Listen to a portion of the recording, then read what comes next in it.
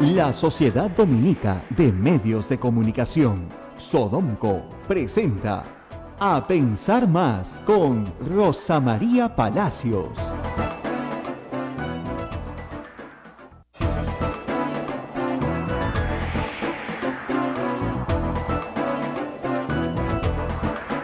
Ocho de la mañana en punto. Señoras y señores, muy buenos días. Bienvenidos a Pensar Más con Rosa María Palacios a través de las emisoras de Sodomco, Radio Santa Rosa en Lima, Radio Santo Domingo, RSD en Chimbote, Radio San Martín en Arequipa, Radio Veritas en el Cusco, Radio Cepagua, Ucayali, Radio La Quillabamba en la Convención, Radio Madre de Dios en Puerto Maldonado y nuestros amigos de Radio Huánuco que también nos escuchan a través de Radio Huánuco. Rosa María, muy buenos días. Muy buenos días a todos y bueno, destacando las portadas como lo has hecho ya hace unos minutos, dedicadas básicamente a la declaración de Barata en Brasil. Barata desbarata, Barata lo lapida, Barata lo mata. Pero la verdad, según el testimonio de IDL Reporteros, que en esa materia, digamos, créanme, que le tengo más fe, porque han estado mucho más cerca de la Procuraduría brasilera, que se llama Procuraduría, pero que en realidad es el equivalente a la Fiscalía nuestra. Barata lo que ha dicho es básicamente lo que ya había dicho, como debe ser, porque no puede contradecirse, ¿no es cierto?, en lo que él había dicho anteriormente. De acuerdo al testimonio de IDL Reporteros, él pidió hablar en portugués, pero terminaron hablando en español en casi toda la declaración, salvo el fiscal brasileño, el fiscal Bertelo, que es Martelo, el que dirige toda la diligencia, y el abogado, por supuesto, de Barata. Barata saludó muy atentamente al doctor Nagasaki, le dijo que estaba muy, bueno, no sorprendido, pero que lo apreciaba mucho, ¿no? Porque lo había visto aparecer en la televisión peruana muchas veces. Recuerden ustedes que Barata ha vivido en el Perú más de 10 años, más de 10 años, en realidad casi 15 creo, y claro, ha visto el juicio a Fujimori y otras actuaciones, ¿no? Estuvo mucho más tranquilo, según todos los informes, que las grabaciones que hemos visto que el propio IDL Reporteros ha emitido en los días pasados, y básicamente lo que IDL Reporteros nos dice es que lo que hemos escuchado es lo que ha dicho, con algunos matices en cuanto a las oportunidades de entrega del dinero, la forma de entrega, a quién le entregó. Por ejemplo, señala que nunca le entregó nada a Ollantumala, siempre fue a Nadine Heredia. En una oportunidad Ollantumala llegó al lugar donde estaban reunidos y le agradeció y le dijo que le agradeciera al presidente Lula e insistió en que estos eran fondos del Partido de los Trabajadores y que ellos eran el medio para entregarlos. Entonces yo no creo que eso la pide a Humala y a su mujer, sino por el contrario. Lo que están diciendo estos no son fondos ilícitos.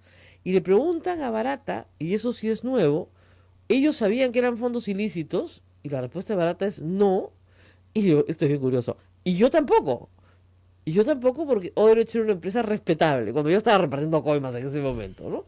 Y desde hacía mucho. Pero lo que sí es cierto es que este es un encargo de Lula, presidente del Brasil, ¿no es cierto?, para su amigo Humala. Yo he reiterado esto muchas veces, no sé cómo van a hacer el fiscal Juárez Atoche para construir un caso de lavado de activos con eso. Recibir fondos de campaña de fuente prohibida es ilícito, es contra la ley, pero no es delito y mucho menos lavado de activos. Para que haya lavado de activos, ¿no es cierto?, el señor Ollantumala hubiera tenido que a la organización criminal, el Partido de los Trabajadores, que no es una organización criminal, aunque en Brasil se puede discrepar, tendría que devolverle en algún momento el dinero que le ha dado, que lo ha metido al sistema, ¿no es cierto?, para ocultarlo. Aquí no ha habido un acto de ocultamiento, se los han dado. Barata dijo otra cosa importante, que efectivamente le habían dado de forma encubierta, eso lo destaca la República en su portada, a todos los partidos políticos dinero, porque no había otra forma de hacerlo. Lo cual es cierto, porque en el Perú el límite para poder aportar como persona natural o jurídica es muy bajo en comparación con los ingentes fondos que se necesitan para una campaña. Entonces, esa ha sido la novedad de ayer. Hoy va a ser interesante. Ayer hubieron más novedades. El señor de Moura van der Leyen, nunca me sale muy bien el segundo apellido, representante de Camargo y Correa, Fue interrogado también por el fiscal Juárez Atoche. Se esperaba que dijera más y lo ha negado todo. Todo. Su relación con Rocío Calderón, la amiga de Nadine Heredia, es una relación de enamorados, que nunca tuvo acceso a la pareja presidencial a través de ella, y que en todo caso las actividades que desarrolló en el Perú fueron todas lícitas. Negó absolutamente todo. Por lo menos no se ha mostrado dispuesto a colaborar en el sentido en el que colaboró el señor Barata. Hoy continúa el testimonio Barata. Ayer no llegaron a las 2 horas. En 2 horas, menos de 2 horas habían despachado el asunto. Bastante grave, ¿no? Yo pensé que iban a ser horas de interrogatorio, pero no. Hoy día el interrogatorio sobre Keiko Fujimori. ¿Qué es lo interesante? Que en diciembre del año pasado, del anteaño pasado, diciembre del 2016, enero del 2017, Barata habló mucho sobre Toledo, habló mucho sobre Humala, pero no habló nada sobre Keiko Fujimori. El tema de Keiko salta con la agenda de Marcelo Odebrecht y el interrogatorio a Marcelo Odebrecht, donde repite varias veces: pregúntenle a Barata, Barata sabe. Entonces, hoy día nos vamos a enterar de cuánta es la plata que recibió Keiko Fujimori, porque aumentar 500, el mismo Marcelo Odebrecht dice, significa que ya se le había dado algo antes, ¿no? Y que ella era una candidata que Barata sí apreciaba, versus Humala, que era un candidato que él no apreciaba. Eso es lo que nos dijo Marcelo Odebrecht. Y más bien estaba molesto, ¿no? Por tener que darle plata. Y Marcelo Odebrecht le dijo: es un encargo de Lula. Nosotros somos solo los intermediarios.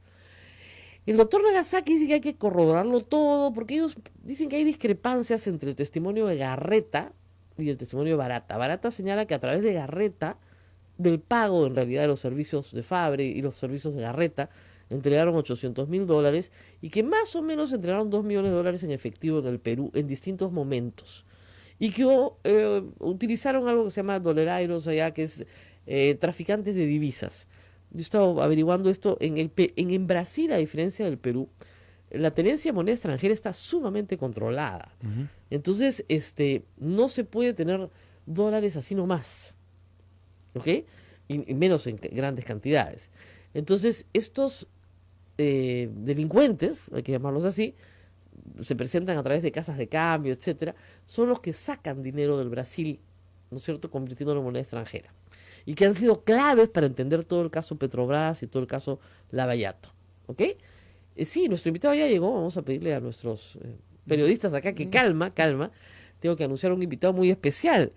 En unos instantes va a estar con nosotros el doctor Eloy Espinosa Saldaña, magistrado del Tribunal Constitucional, justamente para hablar de, entre otras cosas, un ataque que se viene, creo yo, realizando desde el Congreso de la República. Él se ha reunido conmigo hace un par de días a contarme una serie de cosas que misteriosamente aparecen hoy en la portada de un diario local. Uh-huh. ¿No es cierto? Él ya estaba advertido de que podría venir una campaña de este tipo. Yo, por las señas, si tuviera que hacer la autopsia de esta campaña, más o menos le diré cuál es mi veredicto de quién está detrás de ella, ¿no? Pero es una campaña de desprestigio específicamente direccionada contra el doctor Eloy Espinosa Saldaña, en el marco de un tribunal constitucional que tiene que decidir cosas muy importantes en las próximas semanas. Primero, el habeas corpus que presenta Keiko Fujimori en favor de su padre. Segundo, el habeas corpus presentado por la defensa de Ollanta y Nadine Heredia, que va a poner límites a la prisión preventiva en el Perú. Les recomiendo leer la columna de Augusto Álvarez sobre el tema hoy, de cómo la prisión preventiva se ha convertido en un mecanismo para hacer populares a jueces caneros, ¿no es cierto? Y hay varios casos ya. Y luego, bueno, vamos a hablar de estos temas. Sí, Rosa María, sí. Una pregunta que flota entre el público es: ¿qué consecuencias puede traerle para Ollanta Humala? Consecuencias, hablamos en términos jurídicos. ¿Esta declaración? Sí. Yo no sé cómo va a hacer el fiscal Juárez Atoche, que según él ya tenía todo listo para acusar hace 7 meses, ¿no es cierto?, para acusar a Humala y a su mujer de lavado de activos, ojo. Ese es el delito, el tipo imputado. O sea, que ellos han recibido un dinero, lo han ocultado para un mafioso a tiempo completo, y son sus empleados, digamos, y tienen que completar la cadena en la devolución del dinero. Les vuelvo a poner el ejemplo que pongo todos los días. Maiman. Él recibe, por encargo de Toledo, de un mafioso a tiempo completo, si quieres, Odebrecht, Camargo y Correa, guarda, junta, acopia, ¿no es cierto?, lo distrae dentro de sus propias operaciones financieras, lo deriva a unas cuentas en Costa Rica y los presenta como préstamos a la suegra de Toledo. El círculo se ha completado. Toledo utiliza esa plata a través de su suegra para concretar la compra de inmuebles en el Perú y aparecer limpio. Es un dinero que entra limpio, ¿no es cierto?, porque se le imputa de propiedad de la suegra de Toledo. Esa es la típica operación de lavado de activos. O sea, eso sí, no hay discusión. Es muy buen ejemplo que es lavado de activos. Una donación de campaña, no entiendo yo cómo puede ser lavado de activos, ¿no es cierto?, salvo que haya una devolución. Es decir, un narcotraficante me da plata para mi campaña, para que yo se la guarde, ¿no es cierto?, y a cambio de eso hay una contraprestación, ¿no es cierto? Yo le voy a liberar la importación de avionetas, ¿no es cierto?, sin que paguen determinados aranceles, impuestos, IGB, etcétera, para que él pueda, ¿no es cierto?, sacar su droga, ¿no? Y aún así, eso es narcotráfico puro. El político está colaborando en un acto de narcotráfico, ¿no? Pero en fin, pero podríamos entender que hay una contraprestación y el círculo se cierra de alguna manera. Pero el lavado implica, ¿no es cierto?, que yo poseo inmuebles, muebles, dinero que no son míos, que son del mafioso y que se los estoy guardando para meterlos nuevamente en el sistema formal, ¿no? Y que los pueda recuperar después, o quien él designe, como limpios. Eso es lavado. O sea, justamente pues hay que lavar, ña Pancha, ¿no es cierto? ¿No? Ariel, ya no ña Pancha, lava con potente cariño. Entonces, jabón Bolívar, lejía, ¿ya? Entonces, de verdad, pues eso es lavar. Entonces tú tienes que hacer que ese billete sucio salga limpio. Entonces, lo que parece, por ejemplo, una operación de narcotráfico, ese dinero ingresa, ¿no es cierto?, a la posesión de una persona que hace un edificio. Hace un edificio. Y ese edificio de 15 pisos lo vende, hace el negocio, todo. Gana plata, limpia, claro, pero el origen, ¿no es cierto?, el edificio es plata sucia. Pero ya nadie puede decir que la contabilidad de esa empresa es sucia porque ha recibido. Entonces, ¿qué hace normalmente la fiscalía? Ingresa a establecer el origen del dinero. Ollantumala no ha establecido ningún negocio de ninguna naturaleza, ¿no es cierto? No posee bienes mayores a los que poseía antes de ser presidente, por lo tanto, no hay nada guardado para nadie. ¿De dónde van a sacar un caso de lavado? Ya se gastó la plata en la campaña, ¿no es cierto? Mucho más interesante era que le preguntaran por el gasoducto surperuano, que se hace justamente entre Alan García y Ollantumala. Ahí están las coimas. Entonces lo que todos queremos saber es, como el caso de Toledo, ¿se dan cuenta? Coimas. ¿Dónde está la coima? ¿Cuánto le pagaron a quién para que salga el contrato? ¿Cuál? Eso es lo que no quieren dilucidar en esta materia. A mí me queda por lo menos claro. Quieren irse por estos temas. Igual es el caso de Keiko Fujimori. A Keiko Fujimori hoy día nos van a contar todo un temón.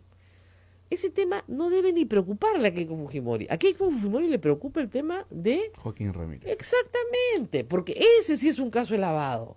El señor era cobrador de combi y ahora es multimillonario. ¿Cómo? Ya, es un típico, se ríe Sheila, se ahoga.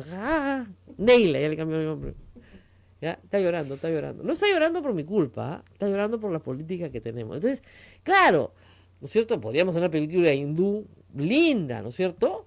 ¿No? De la combi a mi jatazo, ¿ya? Pero, ¿no? Y como él le pone la plata, él sí le pone la plata a Keiko Fujimori en bienes, en casas, etcétera, y eso es mucho más complicado.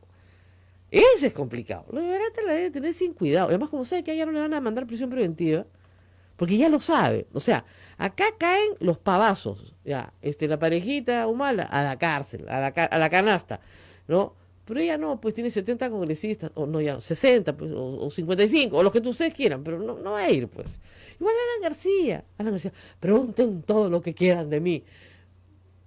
Ya, pues nadie va a preguntar nada de ti. Ayer un ex fiscal muy importante en el Perú me dijo una cosa que yo siempre he sabido, pero me la dijo él y ¿saben qué? Me hizo recordar pues todo lo que hemos vivido en el país. Me dijo, mira, no se puede ser fiscal Se puede ser fiscal, perdón, sin ser aprista, pero no se puede ser fiscal contra el APRA. Y eso lo sabe desde el portero hasta el fiscal de la Nación. El día que eso cambie, ese día serán investigados. Pero ese día no ha llegado. El señor Pablo Sánchez no es aprista, ni es filoaprista. Pero de los 6, no voy a decir los nombres, hay 6 magistrados, 6 fiscales supremos, ¿no es cierto? 4 son filoapristas y 2 no. ¿Quiénes lo eligieron? Los filoapristas. ¿Está Alan García en algún punto examinado de su gestión? Con toda una banda del Ministerio de Transporte y Comunicaciones presa. No. La banda muda. Claro, ¿qué va a hablar? Porque ahí sí buscan a tu familia. O sea, lo primero que todos saben que lo primero que hacen es buscar a su familia. Si es que hablan. No la van a buscar para hacerle una visita pues de cortesía, ¿no? O sea, es así de simple. El día que eso cambie, vamos a tener justicia. Lo que tenemos por ahora es unos brochazos de justicia, algunos días sí y algunos no. Por eso es tan importante mantenernos dentro de la Corte Interamericana. Porque la Corte Interamericana no manda a Alan García, no manda a Keiko Fujimori, no manda a Ollanta Humala, no manda a PPK, no manda a ninguno de los políticos peruanos. Por eso es tan importante mantenernos dentro de la Corte. Es la única esperanza para los que no tienen esperanza. Nos vamos a una pausa y regresamos con el magistrado Eloy Espinosa. Justamente hoy la portada de Expreso dice: magistrado del TC al descubierto, exclusivo. Claro, pues ¿cómo no va a ser exclusivo si te lo han soltado en el Congreso? Vamos a una pausa y regresamos. Volvemos.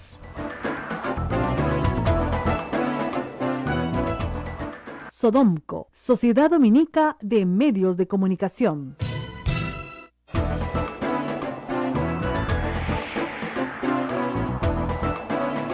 8 de la mañana con 19 minutos, 8 de la mañana con 19 minutos, usted está en A Pensar Más con Rosa María Palacios a través de las emisoras de Sodonco, Radio Santa Rosa en Lima, Radio Santo Domingo en Chimbote, Radio San Martín en Arequipa, Radio Veritas en Cusco, Radio Cepagua, Ucayali, Radio Quillabamba en la Convención, Radio Madre de Dios en Puerto Maldonado y nuestros amigos de Huánuco que nos escuchan a través de Radio Huánuco.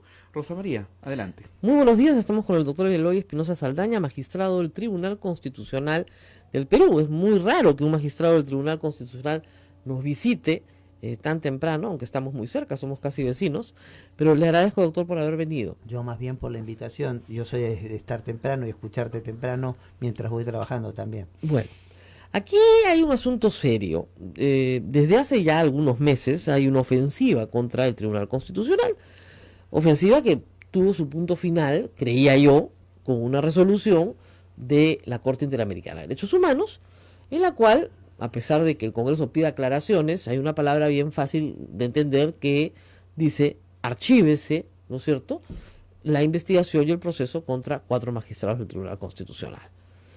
Eso está ahí. Ustedes siguen trabajando. Sin embargo, ha empezado, y eso es lo que me imagino que a usted le preocupa, y me lo había contado usted hace algunos días, una campaña de desprestigio personal, específicamente contra usted.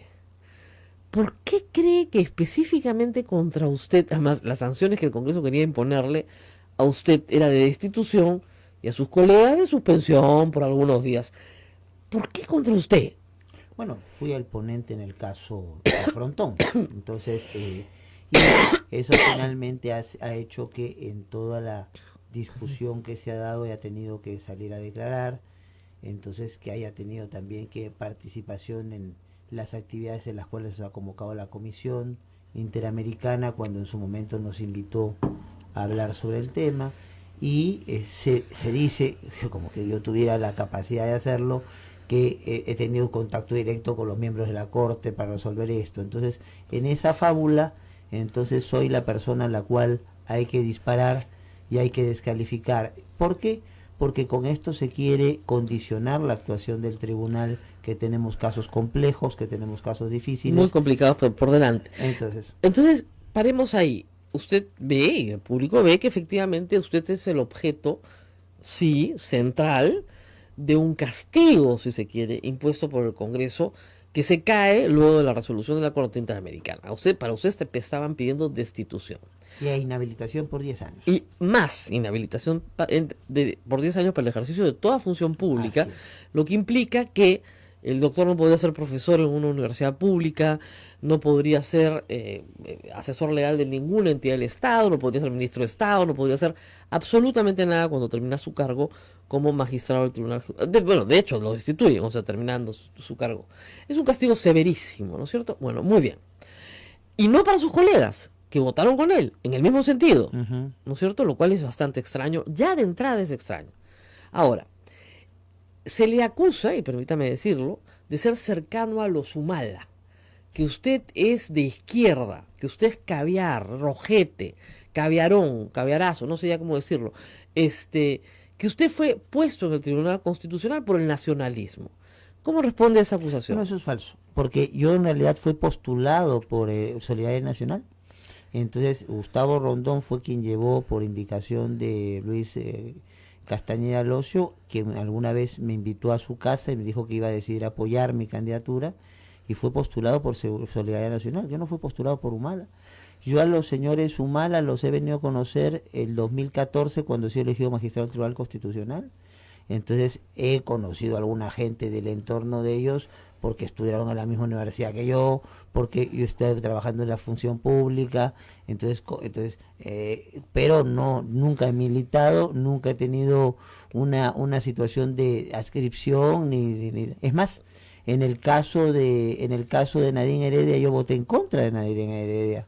Entonces, cuando ¿En cuál caso? El caso que se vio en el Tribunal Constitucional, cuando se le quiso reiniciar la investigación por lavado de activos y planteé un caso ante el tribunal, yo voté en contra de la señora Heredia. Entonces, pero es el mito que se ha creado, como algunos otros, buscando desprestigiar a una persona a la cual puede tener 20.000 defectos porque nadie es perfecto, pero que no ha sido nunca ni será condicionado en sus pronunciamientos jurisdiccionales por nadie. Por eso es lo que se espera de un juez, ¿no? O sea, no todos esperamos que un juez tenga independencia para votar y que sus fallos hablen por él. Podemos discrepar con los fallos, por supuesto, ¿no? Y además la Constitución nos da el derecho a criticarlos.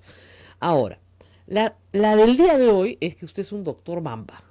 Es decir, que usted ha mentido, que ha dicho que es doctor de la Universidad de Buenos Aires y que, que eso es falso. Que usted puso como, digamos, uno de sus méritos para ser elegido miembro del Tribunal Constitucional, que era un doctor de la Universidad de Buenos Aires. Bueno, en primer lugar, el doctorado no es un requisito para ser magistrado del Tribunal Constitucional. No, absurdo, así es, obviamente. En segundo término, sin falsa modestia, tengo ya una trayectoria académica que implica invitaciones a exponer en los más importantes sitios de Alemania, de Italia, de muchos países de América Latina, y entonces eso es el reconocimiento, un esfuerzo personal.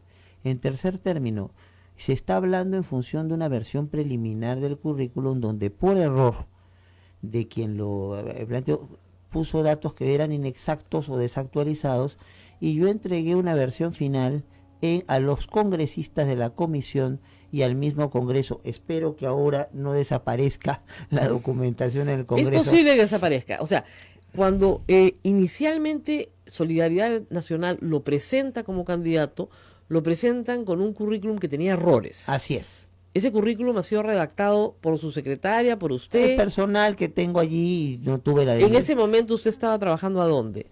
Yo en ese momento en la Universidad Católica. En la Universidad Católica estaba trabajando y sacaron y enviaron esto. Usted tal vez además incluso pensó que no necesariamente lo iban a elegir, porque eso.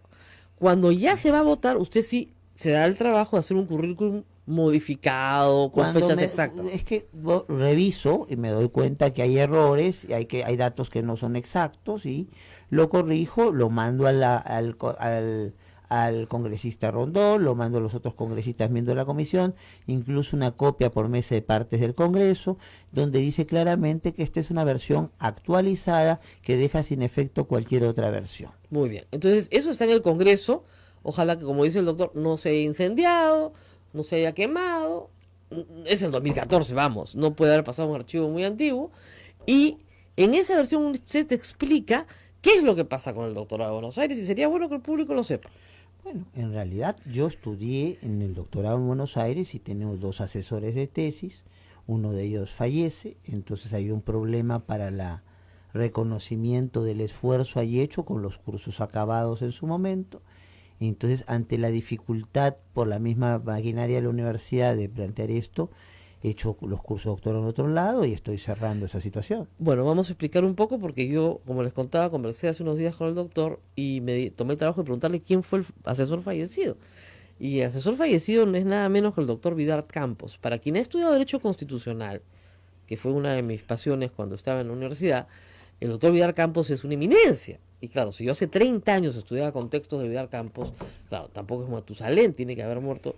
Y evidentemente eso es lo peor que le puede pasar a un asesorado, porque si un doctorado está avanzando, terminas los cursos, y lo más importante del doctorado es la investigación, y tu asesor de tesis te está trabajando contigo y se muere, es muy difícil que otro asesor asuma el trabajo de verificar que lo hecho por su colega se hizo o no. Sin duda. Es lo peor que le puede pasar a un doctorando, es eso. Y yo quiero reconocer que, por ejemplo, otro gran maestro como Néstor Sagüez quiso echarme una mano en esto, pero la universidad se cerró diciendo que había problemas ya de plazos, de cosas, de reconversiones. Entonces, frente a esa dificultad, opté por Lozano. Entonces se trasladó a otra universidad. Y está todo terminado.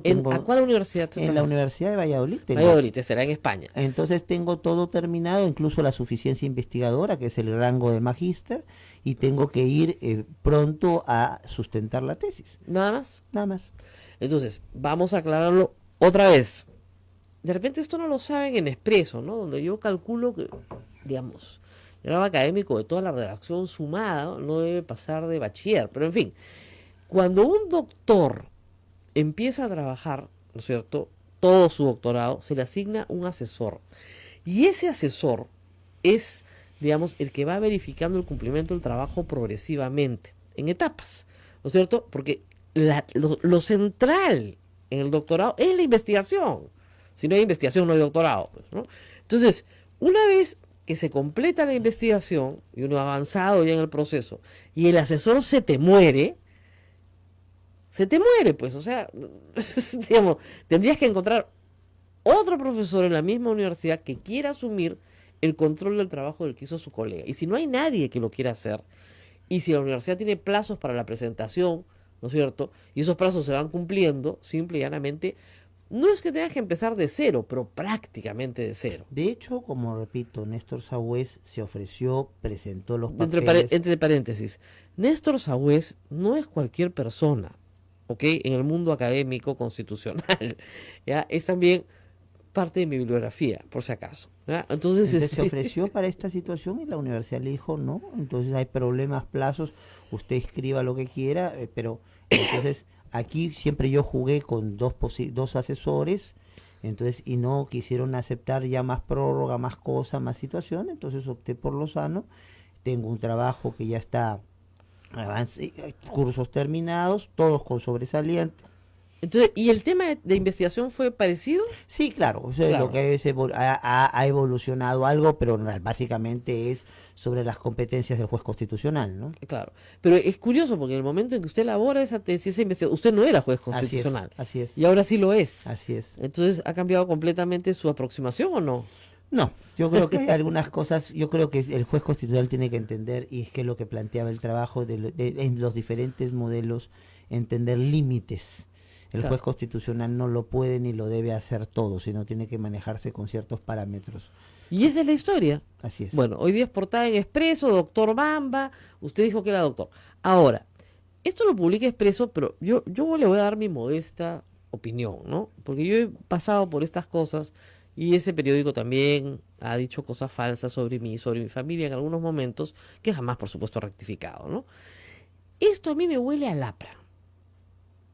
No lo va a decir el doctor, pero, digo, pero si yo tuviera que hacer la autopsia de este tipo de ataques ad hominem, porque esto es un ataque ad hominem a la persona, no a sus fallos, no a sus ideas, no a sus argumentaciones jurídicas, no, a la persona. Normalmente es el APRA el que arma esto. Normalmente el APRA tiene un modus operandi que parte de crear situaciones parajudiciales en el Congreso, comisiones investigadoras, acusaciones constitucionales o judiciales, enterrarte en una fiscalía un tiempo y luego contratar, entre comillas, o persuadir a una batería de periodistas de bajo nivel para atacar en periódicos como este, que son de baja lectoría, pero que tienen la portada colgada, porque lo que aseguran son las portadas, la colgada en un kiosco el día entero. O sea, como la prensa chicha de Montesinos, más o menos, menos elaborado si se quiere, ¿no es cierto?, más espontáneo, pero es así. Evidentemente el fallo sobre el frontón lo va a perseguir a usted sobre mucho tiempo, que no es un fallo, es una aclaración solicitada por el procurador del Estado, nada menos. ¿No se arrepiente de lo que, si usted hubiera sabido que iba a pasar todo esto, lo haría exactamente igual? Sí, por principio, porque creo que yo puedo cometer muchos errores. Puedo, por ejemplo, haber dejado que se diga porque se crea que tengo un doctorado, pero lo que sí por principio como juez constitucional me debo a la verdad. Entonces, y la verdad del caso para mí era muy clara. La verdad del caso era, había un magistrado que había votado en un sentido, que había querido aclarar el sentido de su voto, eso se había escondido, y finalmente con eso lo que se quería era exculpar a ciertas personas de que puedan ser investigadas como autores mediatos y dejar sin efecto la posibilidad de que se pueda determinar responsabilidades diciendo que hay delitos prescritos. Entonces, y eso es un incumplimiento precisamente del fallo de la Corte Interamericana que inició todo esto. Entonces, se estaba computando mal el voto, yo no me he pronunciado como mis colegas sobre el fondo del asunto, porque no correspondía. Entonces, pero lo que no podemos es, si el voto de Vergara hubiera sido, aunque yo que crea equivocado en otro sentido, yo lo hubiera respetado, pero lo que no podía dejar pasar es que el voto de Vergara fuera falseado.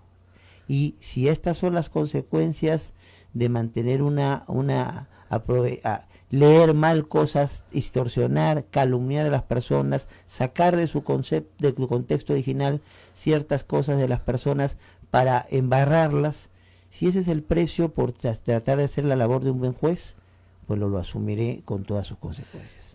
Vamos a ir a una pausa, voy a leer preguntas de ustedes también, porque vienen fallos muy complicados, yo no le voy a pedir que me adelante su opinión, tendría que ser muy ignorante en materia jurídica y espero no serlo, pero sí quisiera por lo menos enumerar cuáles son las tareas que tiene el Tribunal Constitucional en las próximas semanas, no estamos hablando ni siquiera de meses, que hacen más sensible que los ataques ad hominem se presenten en estos días. Vamos a la pausa y volvemos.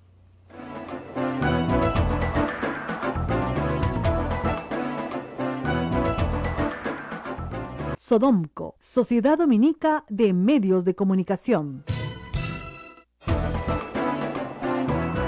8 de la mañana con 38 minutos, 8 con 38, nos escriben a nuestro Facebook, dice Richard Gutiérrez, falacia ad hominem, atacan a la persona, no a las resoluciones, es propio de muchos pseudo periodistas. Luis Agustín Verástegui Torres, la mafia lanista de la Fiscalía y el Poder Judicial seguirá vigente por lo menos 15 años más. Y también hay muchos trolls, Rosa María.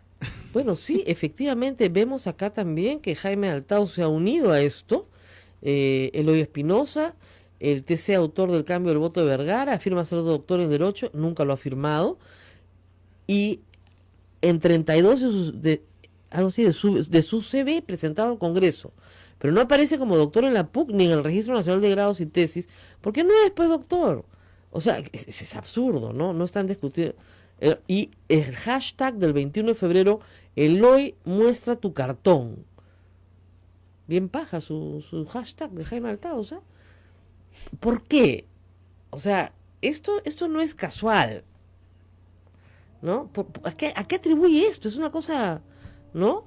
Habría mentido para ser magistrado, para ser nombrado. Debe renunciar o ser retirado. Magistrado de TC no tiene doctorado. Entonces, primero, no se necesita ser doctor ni magíster. En la ley actual no se necesita ser más que abogado. O sea, tener el título de abogado y tener unos años de ejercicio profesional. Nada más. Absolutamente nada más. O sea, no estamos hablando del caso de la doctora Flor Luna Victoria, que plagia los artículos universitarios, por el amor de Dios. Estamos hablando de que le imputan a usted ser un mentiroso. Esa es la imputación. Usted es un mentiroso. Bueno, yo al Congreso no le he mentido. Yo al Congreso le presenté una versión de currículum donde no incluye lo que por error incluye una versión preliminar. Ahora, que si en la vida cotidiana he dejado alardear de que puedo obtener un grado que no tengo, eso no me hace, eso no me enorgullece, pero el cargo acá, lo que se quiere plantear, seamos claros, es tratar de hablar de como que yo le he mentido al Congreso para tratar en un documento que puede ser usado públicamente. Ese es el cargo que se quiere plantear. Exactamente. Entonces, y eso no lo he hecho. Ahora, seamos claros, aquí la persona es el pretexto para poder tratar de condicionar con intereses subalternos la actuación del Tribunal Constitucional. Entonces, aquí el Tribunal Constitucional tiene casos muy delicados donde se quiere asegurar pronunciamientos, y si hay algún magistrado al cual no se le puede controlar y a otros tampoco se les puede controlar, pero amedrentemos pues, o busquemos amedrentar a todos, desarticulando, desacreditando por lo menos a uno de ellos. Claro, esa es una forma de decirle, mira, si esto le pasa a mira lo que te puede pasar a ti, ¿no? Ahora, ¿qué casos tenemos, digamos, en espera? Importantes. Inmediato el caso Fujimori, porque finalmente entonces su hija presenta un habeas corpus a favor de él.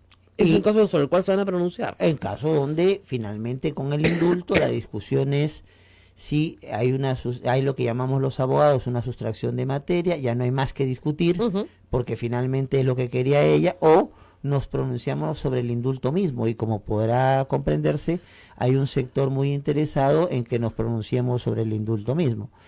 Y el caso... en ambos sentidos, a favor y en contra, evidentemente. Sí.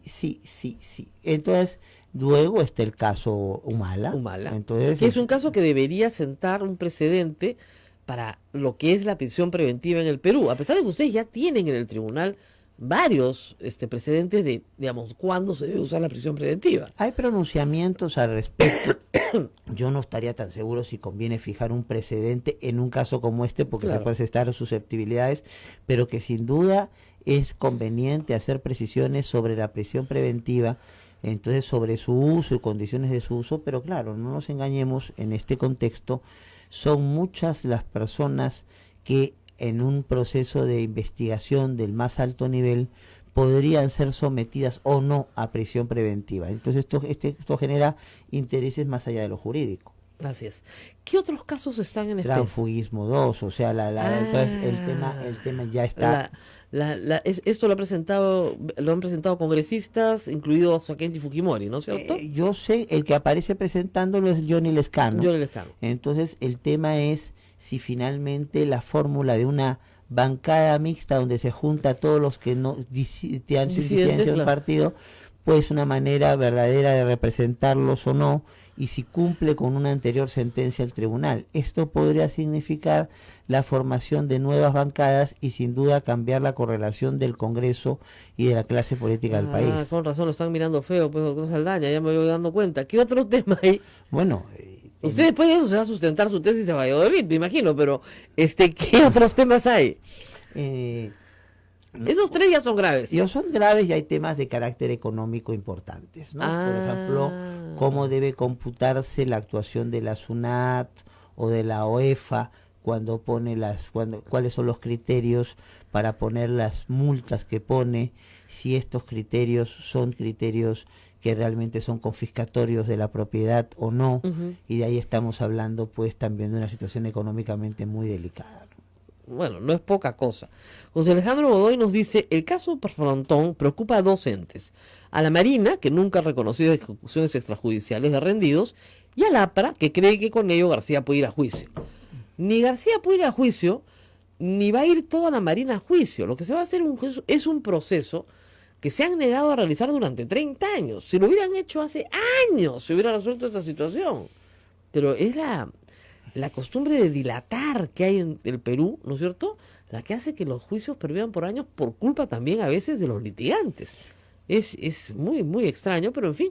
Ahora, el caso del Frontón ya salió de su jurisdicción. ¿Usted ya no tiene nada que decir sobre eso? No, lo que pasa es que los mismos marinos presentaron frente a nuestra decisión un cuestionamiento, un recurso de reposición. Ajá. Y nosotros hemos convocado una audiencia para poder escuchar los testimonios de todas las partes. Ajá. Y frente a eso tenemos ahí un problema, porque hay algunos magistrados que no quisieron, a pesar de que se acordó lo contrario, participar de la audiencia. Entonces hay un entrampamiento para cerrar esto. ¿Quiénes resolvemos? ¿Los que fueron a la audiencia o todos siguiendo el mandato? Ahí tenemos una cuestión no resuelta. Y se va a resolver por votación dentro del tribunal, como Exactamente. cuestión previa procesal. Exactamente. O sea, todavía no ha terminado. Esto es una cosa, pero es un culebrón, la verdad. Y en el medio, ataques a la persona. Ahora, a mí me sorprende, de verdad, doctor Eloy Espinosa, que, digamos, hay otros jueces que también tienen sus vulnerabilidades personales, ¿no es cierto? O sea, digamos, a usted lo han atacado de izquierdista, de rojete, de todo lo demás, de caviarón, pero, digamos, la doctora Marianela Ledesma es la hija de Genaro Ledesma. Entonces, evidentemente, yo pensé que iban a ir por ella primero. Se da cuenta, acusándola de roja, más que caviarona, total, y no ha sido así.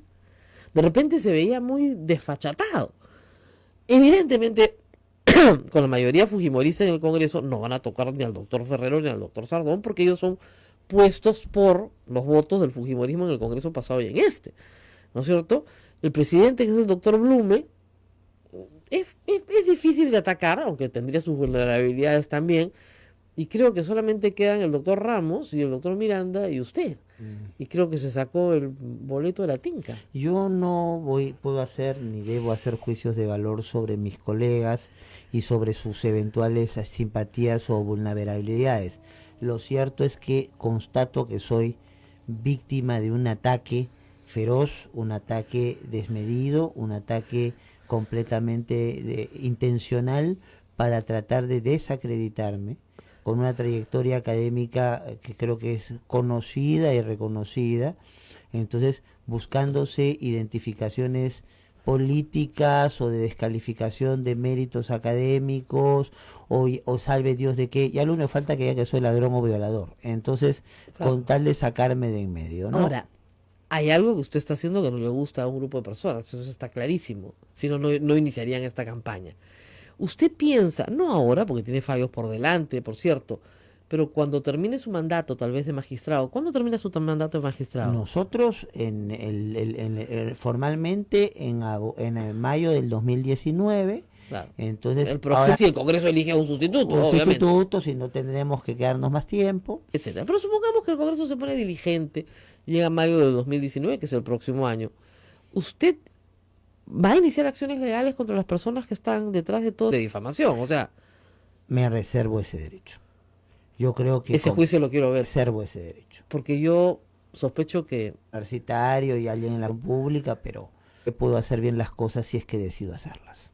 Bueno, queda claro entonces, mayo del 2019, el actual Congreso seguirá siendo el actual Congreso y se puede probar y se puede rastrear muchas veces quién está detrás normalmente de estos tipos de ataques. Le digo con toda claridad, hay grupos de interés, está clarísimo, lo dice a José Alejandro Godoy, yo concuerdo, el APRA y la Marina, en el caso del Frontón, en otros casos serán otros, pero lo que no se puede hacer es desacreditar de manera... Si hay efectivamente la prueba de que efectivamente usted ha engañado, ¿no es cierto?, a los congresistas antes de la votación, diciéndoles que tenía un doctorado en Suiza, no sé, y que además, no sé, le habían dado el Premio Nobel de la Paz, ¿no? Evidentemente falso. Yo, evidentemente, esas mentiras no son, pues, No, pero esto es muy diferente.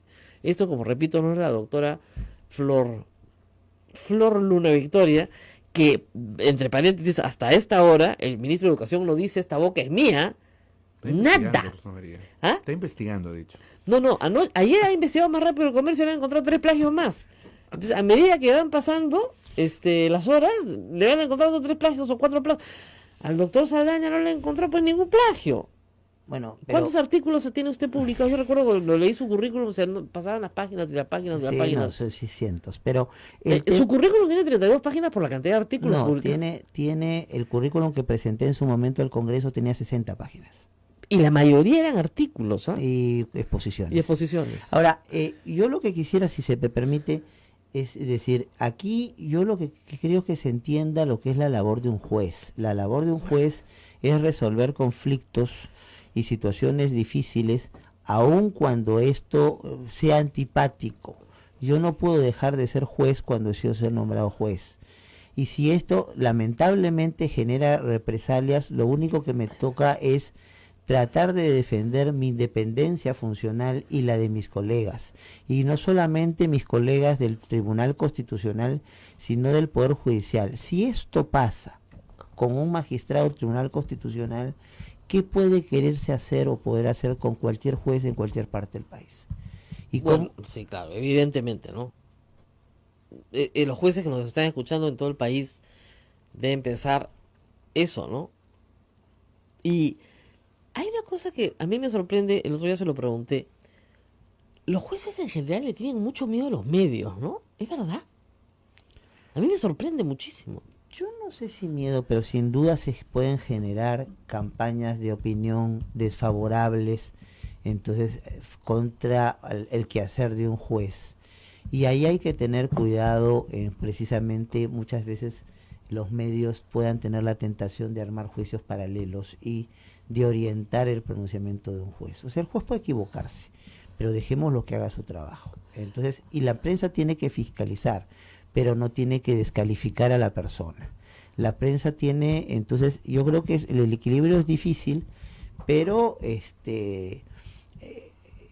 unos necesitamos de otros, y porque si finalmente la prensa lo que nos permite a ver si las sentencias que estamos haciendo y las actuaciones que estamos haciendo se están entendiendo o no. Pero eso es ex post, o sea, primero es la sentencia, después es la crítica a la sentencia. De acuerdo, pero lo que no puede haber es un ex ante, ¿no? Yo te obligo a que tú falles de esta manera. Pero es que finalmente eso es lo que lamentablemente pasa con algunas situaciones, que es finalmente lo que se está haciendo estos días. O sea, esta campaña ha venido con una lógica de querer que cambiemos el fallo que hicimos en el Frontón, y ahora con un intento de que me inhiba en el caso Humala. Entonces,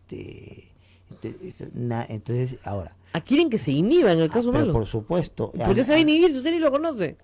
Bueno, yo finalmente lo que he hecho es como hacemos en el tribunal en estos casos.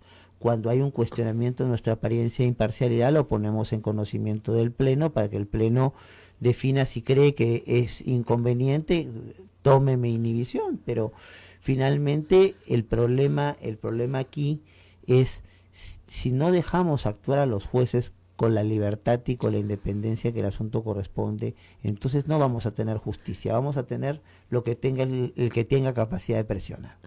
Preguntas que me hacen, ¿es usted amigo del doctor Roy Gates, el abogado de los Humala? Sí, lo conozco, no lo voy a negar, lo conocí el año 2011 porque él había sido, entonces jefe, yo era jefe de gabinete de asesores en el Poder Judicial, y él era asesor presidencial, y obviamente entre poderes del Estado hay niveles de coordinación.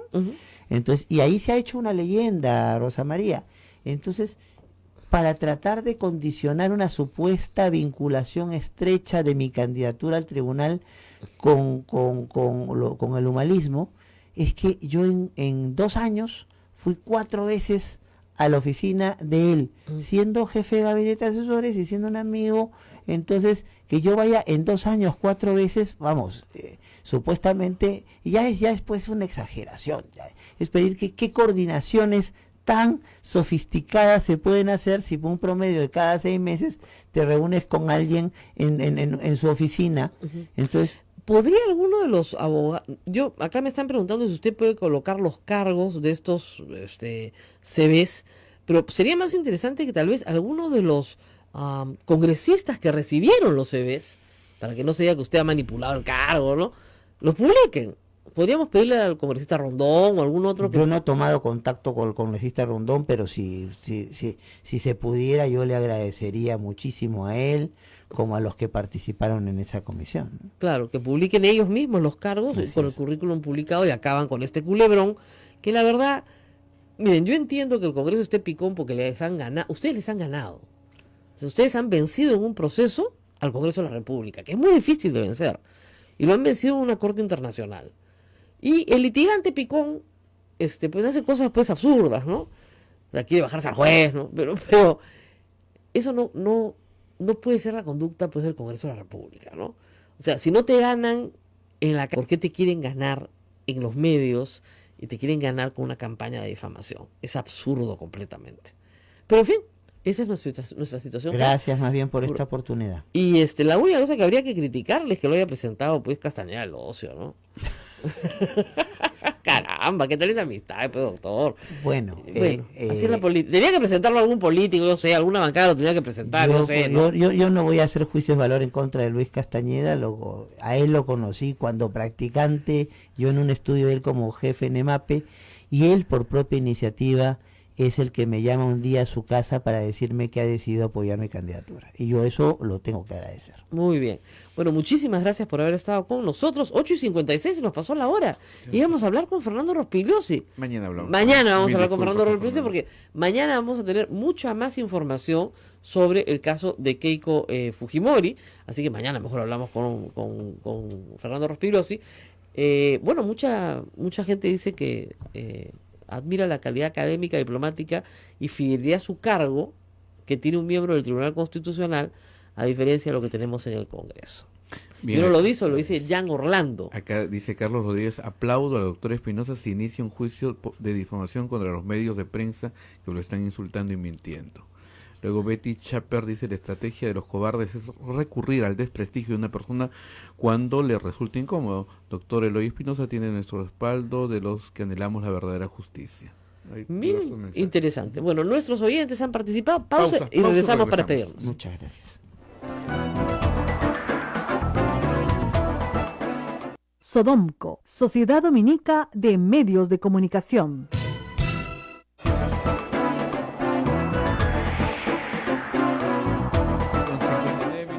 8:59. Mil disculpas, nuestro operador tuvo un lapsus. ¿Y nos mandó? Técnicos. Dijo, chau, se acabó el programa. Es que Nos despidieron. Pensó que era viernes, dijo, ya nos vamos. La misa del Señor de la Justicia. No, es miércoles, tranquilos. Todavía Barata tiene que hablar hoy día un montón. Nos acabamos de enterar que la defensa de Keiko Fujimori ha pedido que la diligencia se lleve a cabo en portugués. No sé, de repente el abogado de Keiko Fujimori es fluido en portugués. Pero en fin. Pero el asunto es que esa es su solicitud. De repente quieren que Barata sea más preciso, jugar con la traducción, no tengo ni idea. Pero hay un traductor presente, por si acaso. O sea, que si hay alguna duda en alguna palabra, hay traductor presente. No es difícil entender el portugués, pero a veces cuando se habla muy rápido, sí, es tu lengua materna y para mayor seguridad se puede pedir un traductor. Bueno, la gente es muy sorprendida por lo que acabamos de contar.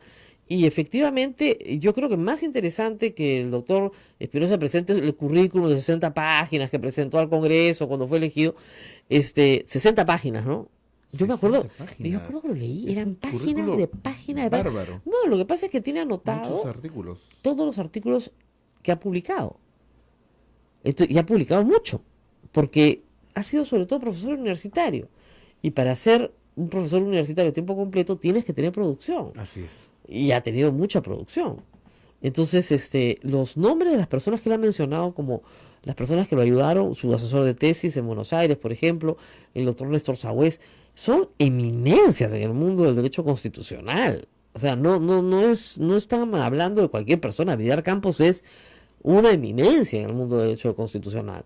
Entonces, yo he tenido la suerte de que ese sea por algún corto tiempo mi mundo y la verdad es que, pucha, que ese sea tu maestro, caramba, ¿no? Entonces, yo no creo que tú puedas descalificar a Eloy Espinosa por sus cualidades académicas. De repente por sus fallos, ¿no? No te gustan sus fallos, sí, pues, es normal.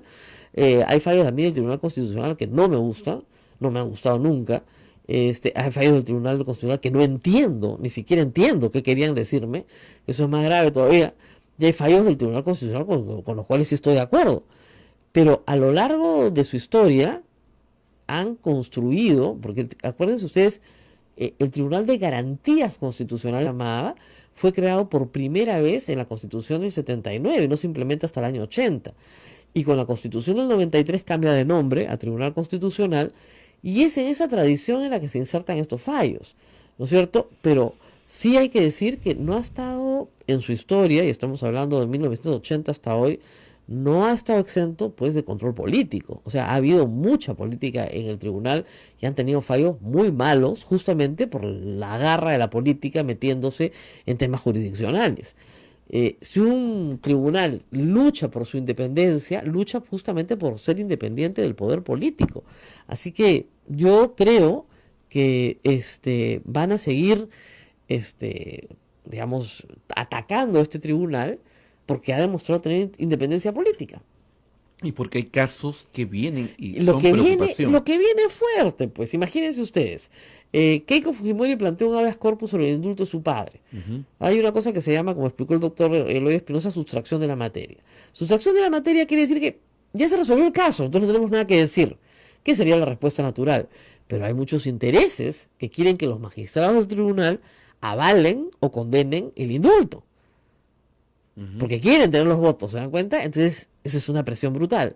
Segunda presión, la prisión preventiva de los Humalda. ¿No es cierto? Y si se establece o no un precedente. Porque si se establece un precedente, eso beneficia a Keiko Fujimori, a Alan García, ¿no es cierto? A Alejandro Toledo, a muchos otros más. Ese es otro problema, ¿no? Ahí hay una discusión de fondo. Luego tienes el problema complejo de los partidos políticos y su conducta dentro del Congreso. Transfugismo 2, pues, o sea, se puede, no se puede. Entonces, no es poca cosa la agenda que tienen, además de una audiencia sobre el caso del Frontón que no se ha resuelto. Es decir, entonces, si no preservamos, ¿no es cierto?, la integridad de nuestros tribunales, por lo menos los más altos, ya los más bajos no puedes, ¿no? Ya tienes jueces caneros, pues ¿qué vas a hacer? Que quieren hacerse famosos metiendo a todo el mundo al cana. Pero si no preservamos la integridad de nuestros más altos tribunales, pues estamos muy mal. Miren, en este momento estamos viviendo un momento de desinstitucionalización en el Perú. En un país ya desinstitucionalizado, con pocas instituciones fuertes. Es decir, si tú haces toda una reforma educativa para que los profesores accedan a un puesto por mérito, ¿no es cierto?, y asciendan por mérito, tú no puedes dar un examen en el cual todos los profesores aprueban y todos son nombrados, porque algo está pasando. Ahí tienes cómo se tiran abajo una reforma. Si tú colocas como jefa de la entidad que tiene que verificar los estándares mínimos de cumplimiento de la Universidad Peruana y esa persona es una plagiaria, ¿qué mensaje les estás dando a los alumnos de las universidades peruanas y a las autoridades de las universidades peruanas? Que el plagio no es importante, que el plagio es irrelevante. Otro problema de desinstitucionalización. Si tú comienzas a actuar, ¿no es cierto?, desde el gobierno con políticas populistas que le cuestan millones a los contribuyentes peruanos, a la larga, ¿qué estás haciendo? Estás desinstitucionalizando el Ministerio de Economía y Finanzas y sus líneas macroeconómicas. O sea, de verdad. Y lamentablemente la supervivencia de Pedro Pablo Kuczynski en el poder pasa por transar con todos y darle a todos lo que piden con tal de que él se quede como presidente. Y darle a todos lo que piden significa todo lo que he dicho. El APRA quiere a Wexler, perfecto. El Wexler quiere a la señora tal, perfecto. Él entra, la otra, todo. Y cuando tiene intereses en conflictos, opta por aquello que le puede dar más permanencia en el tiempo en el poder. Así no se puede gobernar un país. Así no se puede gobernar un país. Ahora, esta campaña específica contra el magistrado Eloy Espinosa viene, de hecho, desde el lado aprista. Lo sé porque lo he vivido. No me lo han contado. Como le dije al doctor, ¿cómo estás? Bueno, es duro. Me dijo, bueno, he estado en tus zapatos. Yo he estado en esos exactos zapatos. Sé perfectamente cómo operan. Inventan una mentira, hacen una treta parajudicial, digamos, dentro del Congreso, una comisión investigadora, una acusación constitucional o una comisión investigadora que se demora años en investigar, que archiva y desarchiva a gusto del cliente, que luego manda a fiscalía, donde finalmente archivan todo. Y mientras tanto tienes 200, 300, 400 portadas a lo largo de 6 meses en sus periódicos, coordinados, de muy baja lectoría, pero que se cuelgan en los kioscos. Yo tengo todas las portadas que el APRA me dedicó a mí. Las tengo todas guardadas, así que a mí no me van a contar historias. Sé cómo operan. Lo bueno es que en mi caso, estaban desunidos. Porque evidentemente había una persona que era la que lideraba esto y el resto estaban absolutamente en contra, pero obedecían por disciplina. Entonces, que los conozco. Y el modus operandi en este caso es igualito. O sea, si, como digo, si tuviera que hacer una autopsia del tema, del cadáver, yo le diría, este modus operandi es de este. Así que sería bueno que la deje en paz al Tribunal Constitucional para que pueda hacer su trabajo, ¿no? En fin. Nos tenemos que despedir, ahora sí. Nos vamos. Nos vamos. Doble despedida. Mañana hablamos de Barata más, pues, porque mañana vamos a saber más. Mañana vamos a tener mucha información. Ahora les digo una cosa. Si los Humala no son excarcelados, entonces Keiko Fujimori tiene que ir presa. Yo estoy absolutamente en contra de que Keiko Fujimori vaya presa. Igual derecho. Entonces no puede ser que este par estén encarcelados por recibir dinero del Partido de los Trabajadores a través de Odebrecht y el otro par, porque también está su esposo, hacen cócteles y qué sé yo, y no están encarcelados por hacer exactamente lo mismo que recibir dinero de Odebrecht. Y no del Partido de los Trabajadores, sino de Odebrecht. Veremos mañana qué pasa. Hasta mañana entonces. Hasta mañana. Muchísimas gracias por la sintonía. Radio Santa Rosa en Lima, Radio Santo Domingo en Chimbote, Radio San Martín en Arequipa, Radio Veritas en el Cusco, Radio Cepago Ucayali, Radio Quillabamba La Convención, Radio Madrileños en Puerto Maldonado y todo Huánuco a través de Radio Huánuco. Todos estamos unidos a través de la señal que emite Sodonco desde Lima. Gracias, muy buenos días.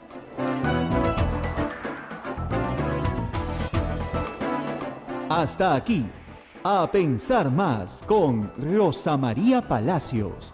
Este programa fue producido por la Sociedad Dominica de Medios de Comunicación, Sodomco.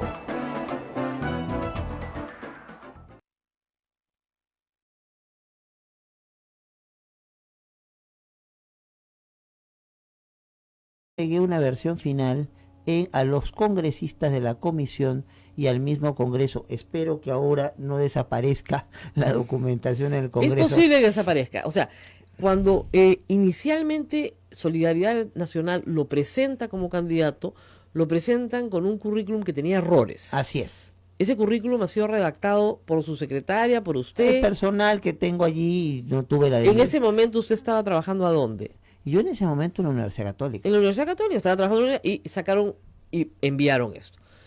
Usted tal vez además incluso pensó que no necesariamente lo iban a elegir, porque eso, cuando ya se va a votar, usted sí se da el trabajo de hacer un currículum modificado, con fechas exactas. Es que reviso y me doy cuenta que hay errores, y hay datos que no son exactos, y lo corrijo, lo mando al congresista Rondón, lo mando a los otros congresistas miembros de la comisión, incluso una copia por mesa de partes del Congreso, donde dice claramente que esta es una versión actualizada que deja sin efecto cualquier otra versión. Muy bien, entonces eso está en el Congreso, ojalá que, como dice el doctor, no se haya incendiado, no se haya quemado, es el 2014, vamos, no puede haber pasado un archivo muy antiguo, y en esa versión usted te explica qué es lo que pasa con el doctorado de Buenos Aires, y sería bueno que el público lo sepa. Bueno, en realidad yo estudié en el doctorado en Buenos Aires y tenemos 2 asesores de tesis, uno de ellos fallece, entonces hay un problema para el reconocimiento del esfuerzo ahí hecho con los cursos acabados en su momento. Entonces, ante la dificultad por la misma maquinaria de la universidad de plantear esto, he hecho los cursos de doctorado en otro lado y estoy cerrando esa situación. Bueno, vamos a explicar un poco porque yo, como les contaba, conversé hace unos días con el doctor y me tomé el trabajo de preguntarle quién fue el asesor fallecido. Y el asesor fallecido no es nada menos que el doctor Vidart Campos. Para quien ha estudiado Derecho Constitucional, que fue una de mis pasiones cuando estaba en la universidad, el doctor Vidart Campos es una eminencia. Y claro, si yo hace 30 años estudiaba con textos de Vidart Campos, claro, tampoco es Matusalén, tiene que haber muerto. Y evidentemente eso es lo peor que le puede pasar a un asesorado, porque si un doctorado está avanzando, terminas los cursos, y lo más importante del doctorado es la investigación, y tu asesor de tesis te está trabajando contigo y se muere, es muy difícil que otro asesor asuma el trabajo de verificar que lo hecho por su colega se hizo o no. Sin duda. Es lo peor que le puede pasar a un doctorando, es eso. Y yo quiero reconocer que, por ejemplo, otro gran maestro como Néstor Zahuesky hizo echarme una mano en esto, pero la universidad se cerró diciendo que había problemas ya de plazos, de cosas, de reconversiones. Entonces, frente a esa dificultad, opté por Lozano. Entonces, Se trasladó a otra universidad. y está todo terminado. ¿A cuál universidad se En la trasladó? Universidad de Valladolid. Valladolid, será en España. Entonces tengo todo terminado, incluso la suficiencia investigadora, que es el rango de magíster, y tengo que ir pronto a sustentar la tesis. Nada más. Nada más. Entonces, vamos a aclararlo otra vez.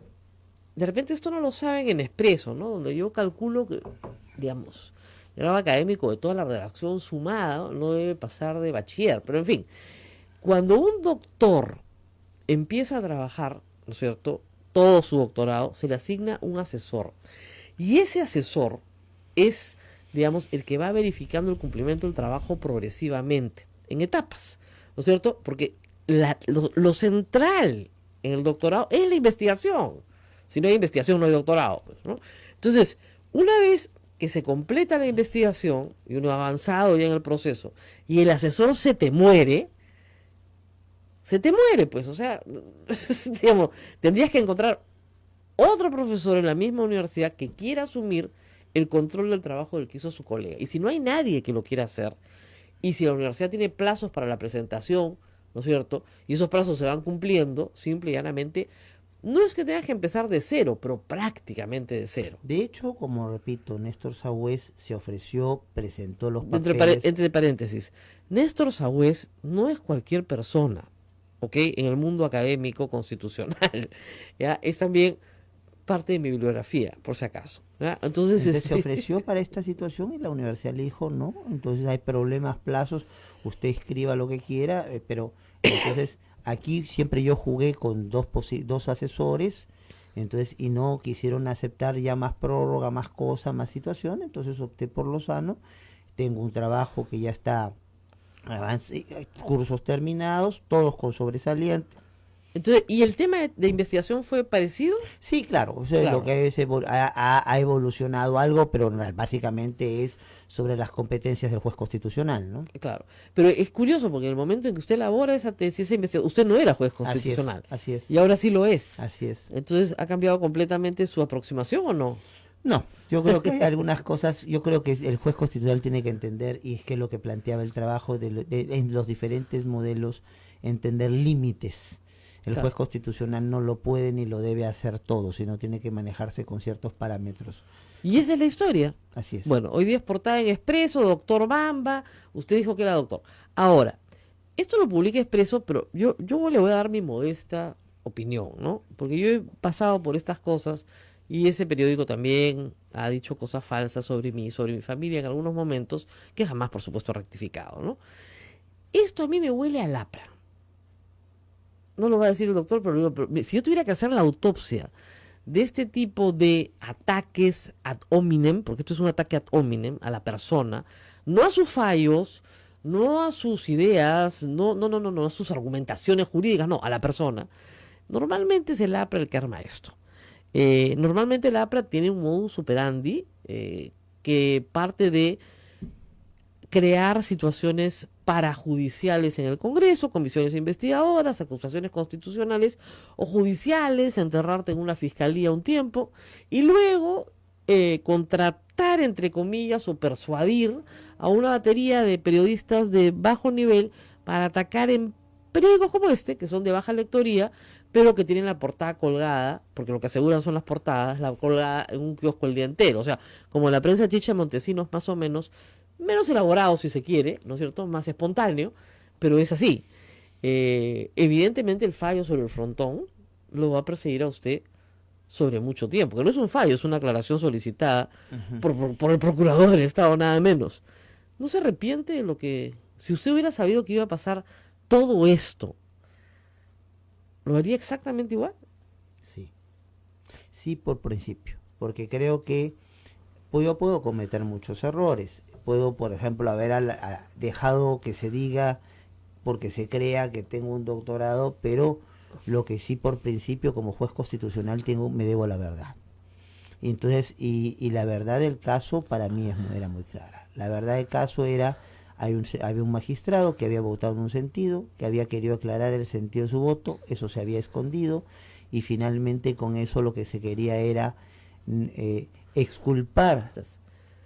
¿Está Alan García en algún punto examinado de su gestión? Con toda una banda del Ministerio de Transporte y Comunicaciones presa, ¿no? La banda muda. Claro, ¿qué va a hablar? Porque ahí sí buscan a tu familia. O sea, lo primero que todos saben que lo primero que hacen es buscar a su familia. Si es que hablan. No la van a buscar para hacerle una visita, pues, de cortesía, ¿no? O sea, es así de simple. El día que eso cambie, vamos a tener justicia. Lo que tenemos por ahora es unos brochazos de justicia. Algunos días sí y algunos no. Por eso es tan importante mantenernos dentro de la Corte Interamericana. Porque la Corte Interamericana no manda a Alan García, no manda a Keiko Fujimori, no manda a Ollanta Humala, no manda a PPK, no manda a ninguno de los políticos peruanos. Por eso es tan importante mantenernos dentro de la Corte. Es la única esperanza para los que no tienen esperanza. Nos vamos a una pausa y regresamos con el magistrado Eloy Espinosa. Justamente hoy la portada de Expreso dice: magistrado del TC al descubierto, exclusivo. Claro, pues ¿cómo no va a ser exclusivo si te lo han soltado en el Congreso? Vamos a una pausa y regresamos. Volvemos.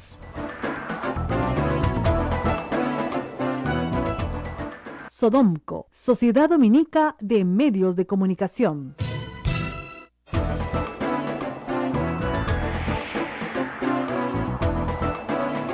8 de la mañana con 19 minutos, 8 de la mañana con 19 minutos, usted está en A Pensar Más con Rosa María Palacios a través de las emisoras de Sodonco, Radio Santa Rosa en Lima, Radio Santo Domingo en Chimbote, Radio San Martín en Arequipa, Radio Veritas en Cusco, Radio Cepagua, Ucayali, Radio Quillabamba en la Convención, Radio Madre de Dios en Puerto Maldonado y nuestros amigos de Huánuco que nos escuchan a través de Radio Huánuco.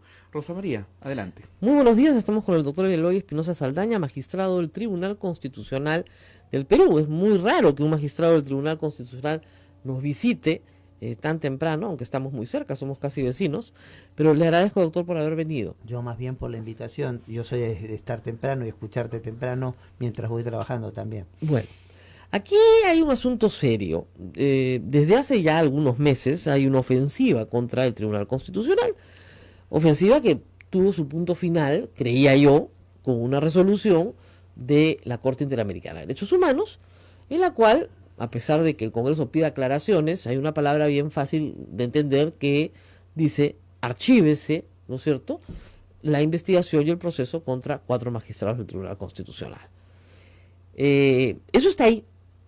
Ustedes siguen trabajando. Sin embargo, ha empezado, y eso es lo que me imagino que a usted le preocupa, y me lo había contado usted hace algunos días, una campaña de desprestigio personal, específicamente contra usted. ¿Por qué cree que específicamente contra usted, además las sanciones que el Congreso quería imponerle a usted era de destitución y a sus colegas de suspensión por algunos días? ¿Por qué contra usted? Bueno, fui el ponente en el caso de Frontón. Entonces, y eso finalmente ha hecho que en toda la discusión que se ha dado haya tenido que salir a declarar. Entonces, que haya tenido también que participación en las actividades en las cuales se ha convocado la Comisión Interamericana cuando en su momento nos invitó a hablar sobre el tema, y se dice, como que yo tuviera la capacidad de hacerlo, que he tenido contacto directo con los miembros de la Corte para resolver esto. Entonces, en esa fábula, entonces soy la persona a la cual hay que disparar y hay que descalificar. ¿Por qué? Porque con esto se quiere condicionar la actuación del tribunal, que tenemos casos complejos, que tenemos casos difíciles. Muy complicados por delante. Entonces, paremos ahí. Usted ve, y el público ve, que efectivamente usted es el objeto, sí, central, de un castigo, si se quiere, impuesto por el Congreso, que se cae luego de la resolución de la Corte Interamericana. Para usted estaban pidiendo destitución. Y a inhabilitación por 10 años. Y más inhabilitación por 10 años para el ejercicio de toda función pública, lo que implica que el doctor no podría ser profesor en una universidad pública, no podría ser asesor legal de ninguna entidad del Estado, no podría ser ministro de Estado, no podría hacer absolutamente nada cuando termina su cargo como magistrado del tribunal.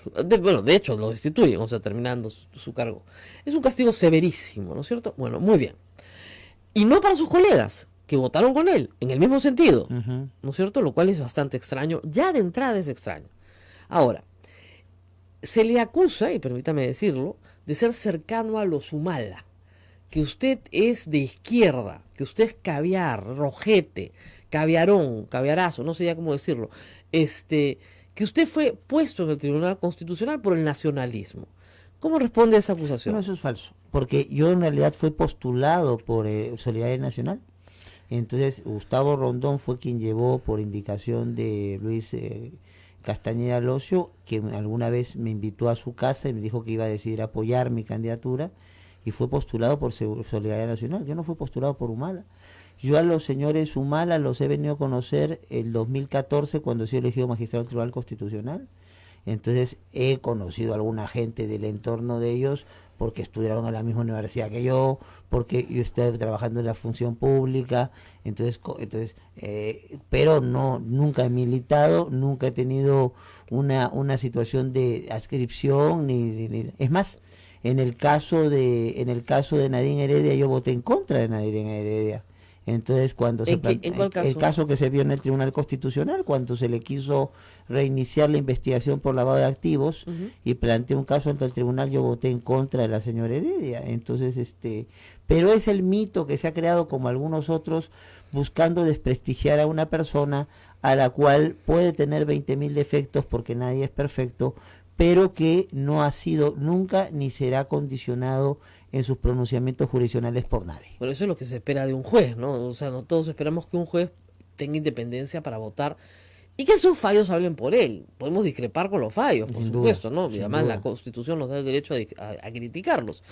Ahora, la del día de hoy es que usted es un doctor Mamba.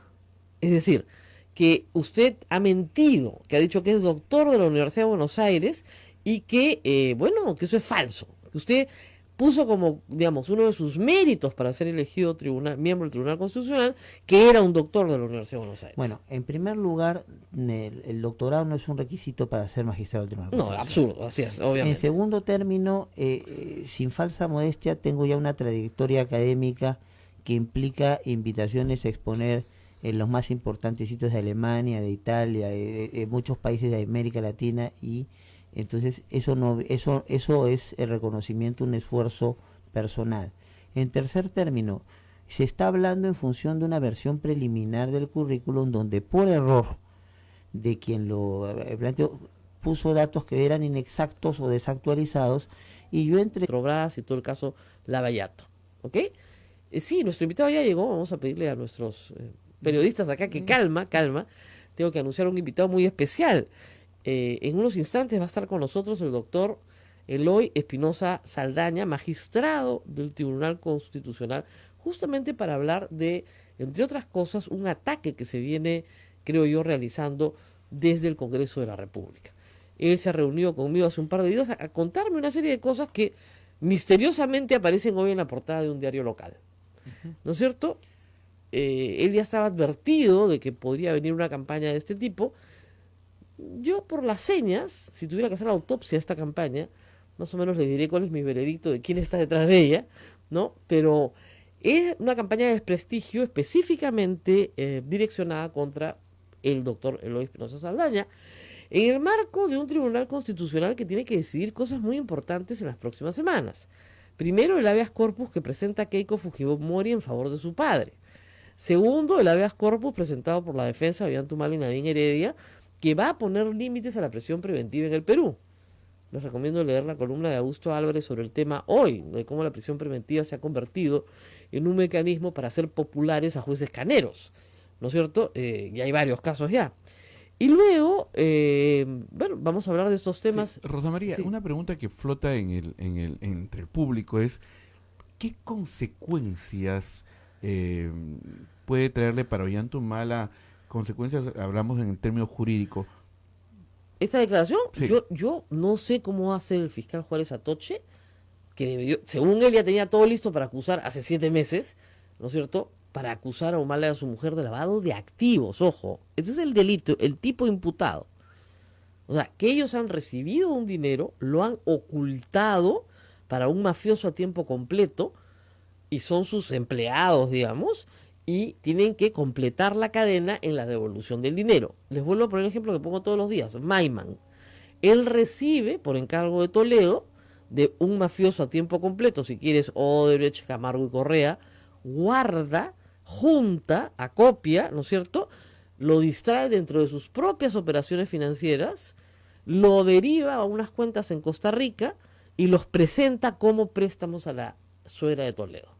El círculo se ha completado. Toledo utiliza esa plata a través de su suegra para concretar la compra de inmuebles en el Perú y aparecer limpio. Es un dinero que entra limpio, ¿no es cierto?, porque se le imputa de propiedad de la suegra de Toledo. Esa es la típica operación de lavado de activos. O sea, eso sí, no hay discusión. Es muy buen ejemplo que es lavado de activos. Una donación de campaña, no entiendo yo cómo puede ser lavado de activos, ¿no es cierto?, salvo que haya una devolución. Es decir, un narcotraficante me da plata para mi campaña, para que yo se la guarde, ¿no es cierto?, y a cambio de eso hay una contraprestación, ¿no es cierto? Yo le voy a liberar la importación de avionetas, ¿no es cierto?, sin que paguen determinados aranceles, impuestos, IGB, etcétera, para que él pueda, ¿no es cierto?, sacar su droga, ¿no? Y aún así, eso es narcotráfico puro. El político está colaborando en un acto de narcotráfico, ¿no? Pero en fin, pero podríamos entender que hay una contraprestación y el círculo se cierra de alguna manera. Pero el lavado implica, ¿no es cierto?, que yo poseo inmuebles, muebles, dinero que no son míos, que son del mafioso y que se los estoy guardando para meterlos nuevamente en el sistema formal, ¿no? Y que los pueda recuperar después, o quien él designe, como limpios. Eso es lavado. O sea, justamente pues hay que lavar, ña Pancha, ¿no es cierto? ¿No? Ariel, ya no ña Pancha, lava con potente cariño. Entonces, jabón Bolívar, lejía, ¿ya? Entonces, de verdad, pues eso es lavar. Entonces tú tienes que hacer que ese billete sucio salga limpio. Entonces, lo que parece, por ejemplo, una operación de narcotráfico, ese dinero ingresa, ¿no es cierto?, a la posesión de una persona que hace un edificio. Hace un edificio. Y ese edificio de 15 pisos lo vende, hace el negocio, todo. Gana plata, limpia, Claro. pero el origen, ¿no es cierto?, el edificio es plata sucia. Pero ya nadie puede decir que la contabilidad de esa empresa es sucia porque ha recibido. Entonces, ¿qué hace normalmente la fiscalía? Ingresa a establecer el origen del dinero. Ollantumala no ha establecido ningún negocio de ninguna naturaleza, ¿no es cierto? No posee bienes mayores a los que poseía antes de ser presidente, por lo tanto, no hay nada guardado para nadie. ¿De dónde van a sacar un caso de lavado? Ya se gastó la plata en la campaña, ¿no es cierto? Mucho más interesante era que le preguntaran por el gasoducto surperuano, que se hace justamente entre Alan García y Ollantumala. Ahí están las coimas. Entonces lo que todos queremos saber es, como el caso de Toledo, ¿se dan cuenta? Coimas. ¿Dónde está la coima? ¿Cuánto le pagaron a quién para que salga el contrato? ¿Cuál? Eso es lo que no quieren dilucidar en esta materia. A mí me queda por lo menos claro. Quieren irse por estos temas. Igual es el caso de Keiko Fujimori. A Keiko Fujimori hoy día nos van a contar todo un temón. Ese tema no debe ni preocuparle a Keiko Fujimori. A Keiko Fujimori le preocupa el tema de... Joaquín Ramírez. Exactamente, porque ese sí es un caso de lavado. El señor era cobrador de combi y ahora es multimillonario. ¿Cómo? Ya, es un típico, se ríe Sheila, se ahoga. Neila, ya le cambió el nombre. ¿Ya? Está llorando, está llorando. No está llorando por mi culpa, está llorando por la política que tenemos. Entonces, claro, ¿no es cierto? Podríamos hacer una película hindú linda, ¿no es cierto? ¿No? De la combi a mi jatazo, ¿ya? Pero, ¿no? Y como él le pone la plata, él sí le pone la plata a Keiko Fujimori en bienes, en casas, etcétera, y eso es mucho más complicado. Ese es complicado. Lo de Barata la debe tener sin cuidado. Además, como sabe que a ella no le van a mandar prisión preventiva, porque ya lo sabe. O sea, acá caen los pavazos, ya, la parejita Humala a la cárcel, a la canasta, ¿no? Pero ella no, pues tiene 70 congresistas, o no, ya no, 60, pues, o 55, o los que ustedes quieran, pero no va a ir, pues. Igual Alan García, pregunten todo lo que quieran de mí. Ya, pues nadie va a preguntar nada de ti. Ayer un ex fiscal muy importante en el Perú me dijo una cosa que yo siempre he sabido, pero me la dijo él y ¿saben qué? Me hizo recordar pues todo lo que hemos vivido en el país. Me dijo, mira, no se puede ser fiscal, se puede ser fiscal, perdón, sin ser aprista, pero no se puede ser fiscal contra el APRA. Y eso lo sabe desde el portero hasta el fiscal de la nación.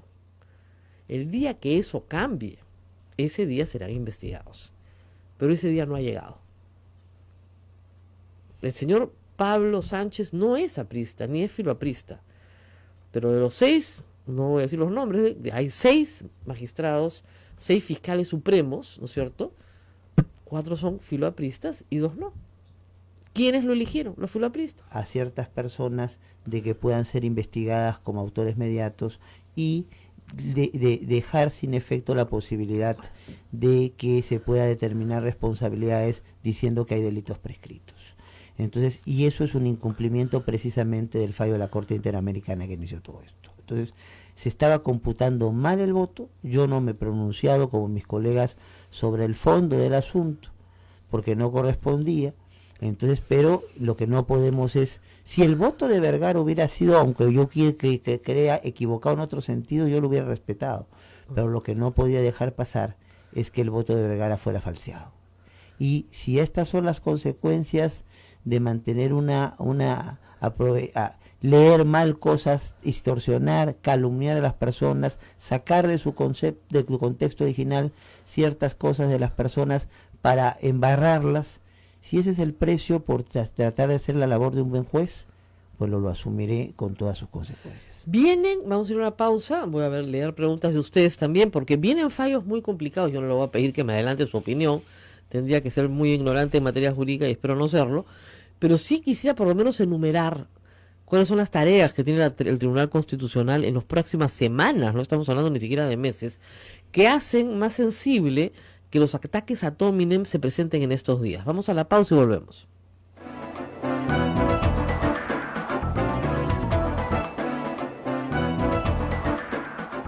Sodomco, Sociedad Dominica de Medios de Comunicación.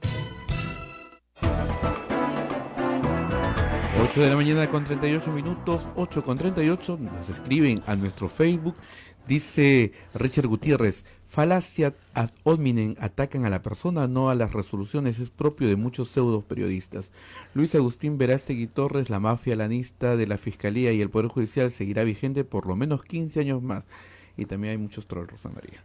Bueno, sí, efectivamente, vemos acá también que Jaime Altao se ha unido a esto, Eloy Espinosa, el TC autor del cambio del voto de Vergara, afirma ser doctor en Derecho, nunca lo ha firmado, y en 32 de su CV presentado al Congreso, pero no aparece como doctor en la PUC ni en el Registro Nacional de Grados y Tesis, porque no es pues doctor. O sea, es absurdo, ¿no? No están discutiendo. Y el hashtag del 21 de febrero, Eloy muestra tu cartón. Bien paja su hashtag de Jaime Altao, o sea. ¿Por qué? O sea, esto no es casual, ¿no? ¿A qué atribuye esto? Es una cosa, ¿no? Habría mentido para ser magistrado, para ser nombrado. Debe renunciar o ser retirado. Magistrado de TC no tiene doctorado. Entonces, primero, no se necesita ser doctor ni magíster. En la ley actual no se necesita ser más que abogado. O sea, tener el título de abogado y tener unos años de ejercicio profesional. Nada más. Absolutamente nada más. O sea, no estamos hablando del caso de la doctora Flor Luna Victoria, que plagia los artículos universitarios, por el amor de Dios. Estamos hablando de que le imputan a usted ser un mentiroso. Esa es la imputación. Usted es un mentiroso. Bueno, yo al Congreso no le he mentido.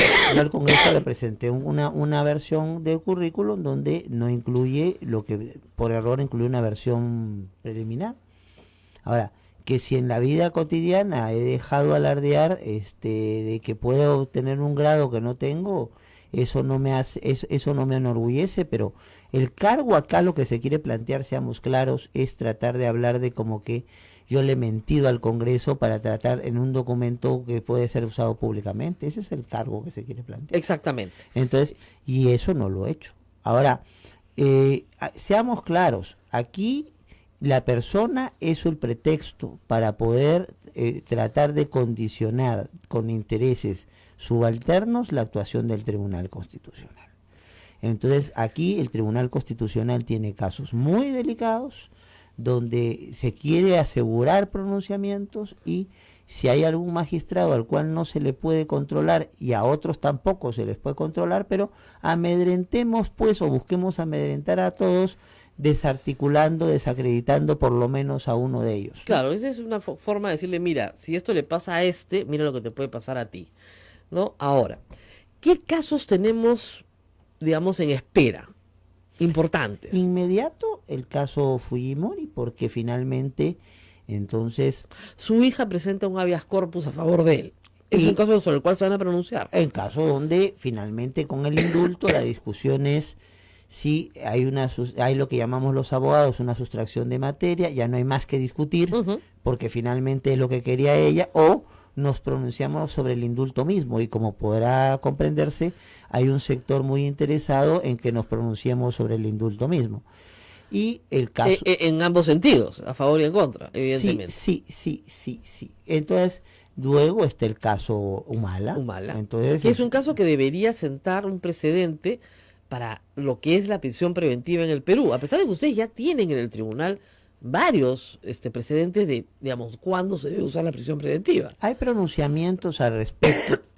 Yo no estaría tan seguro si conviene fijar un precedente en un caso como este, porque se pueden estar susceptibilidades, pero que sin duda es conveniente hacer precisiones sobre la prisión preventiva, entonces sobre su uso y condiciones de su uso, pero claro, no nos engañemos, en este contexto son muchas las personas que en un proceso de investigación del más alto nivel podrían ser sometidas o no a prisión preventiva. Entonces esto genera intereses más allá de lo jurídico. Así es. ¿Qué otros casos están en espera? Transfugismo 2, o sea, entonces el tema ya está. Esto lo han presentado congresistas, incluido Kenji Fujimori, ¿no es cierto? Yo sé, el que aparece presentándolo es Johnny Lescano. Entonces el tema es si finalmente la fórmula de una bancada mixta donde se junta a todos los que no han disidencia del partido, pues una manera verdadera de representarlos o no, y si cumple con una anterior sentencia del tribunal. Esto podría significar la formación de nuevas bancadas y sin duda cambiar la correlación del Congreso y de la clase política del país. Con razón, lo están mirando feo, pues, doctor Saldaña, ya me voy dando cuenta. ¿Qué otro tema hay? Bueno... Usted después de eso se va a sustentar su tesis de Valladolid, me imagino, pero ¿qué otros temas hay?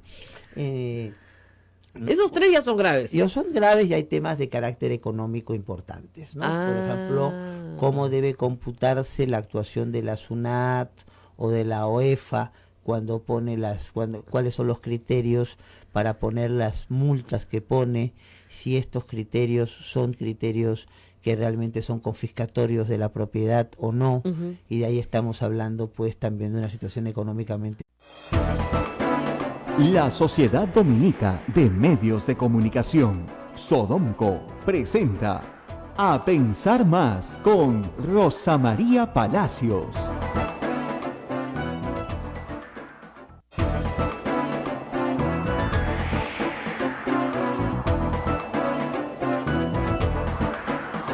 De la mañana en punto. Señoras y señores, muy buenos días, bienvenidos a Pensar Más con Rosa María Palacios, a través de las emisoras de Sodonco, Radio Santa Rosa en Lima, Radio Santo Domingo, RSD en Chimbote, Radio San Martín en Arequipa, Radio Veritas en el Cusco, Radio Cepagua Ucayali, Radio La Quillabamba en la Convención, Radio Madre de Dios en Puerto Maldonado, y nuestros amigos de Radio Huánuco que también nos escuchan a través de Radio Huánuco.